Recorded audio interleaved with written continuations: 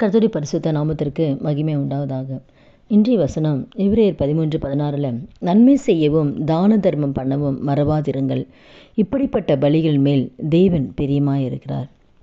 ஆண்டவர் பிரியமாயிருக்கிற பலி எதுனா மற்றவர்கள் நன்மை செய்கிறது தான். தான தர்மம் பண்ணுறதுல மறந்துடாதீங்க. அப்போ நம்ம மறந்தனால தான் ஆண்டவர் சொல்கிறாரு மறந்துடாதீங்க. ஏன்னா இப்படிப்பட்ட பலிகள் மேலே தான் ஆண்டவர் ரொம்ப பிரியமாக இருக்கார். யாக்கோபு 4:17 கூட ஒரு நன்மை செய்ய அறிந்தவனாக இருந்தும் அதை செய்யாமல் போனால் அது பாவமாக இருக்கும். இப்போ நன்மை செய்யணும்னு சொல்லி நம்ம தெரிஞ்சு நம்ம நன்மை செய்யக்கூடிய சூழ்நிலை நமக்கு இருந்து நமக்கு அதை நம்ம செய்யலைன்னா அது நம்ம வாழ்க்கையில் பாவமாக இருக்கும். நன்மை செய்யாதிருந்தால் பாவம் வாசற்படியில் படுத்திருக்கோம்னு பார்க்குறோம். அப்போது மற்ற நன்மை செய்கிறத ஆண்டவர் நம்மக்கிட்ட எதிர்பார்க்கிறார்.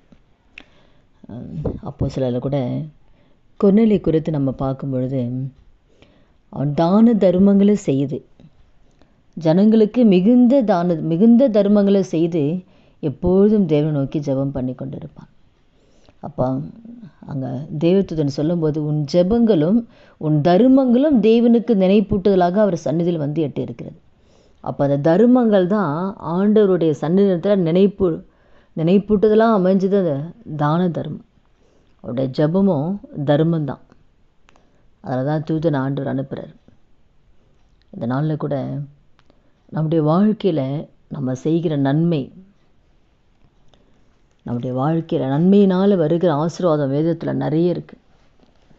ரோமரில் கூட நம்ம பார்க்கும்போது 2வது அதிகாரத்தில் கூட 7 பார்க்கும்போது சோர்ந்து போகாமல் நற்கிரியைகளை செய்து மகிமையும் கனத்தையும் அழியாமையும் தேடுகளுக்கு நித்திய ஜீவனை அளிப்பார். நற்கிரைகள் சோர்ந்து போகாமல் நற்கிரைகளை நம்ம செய்யணும்.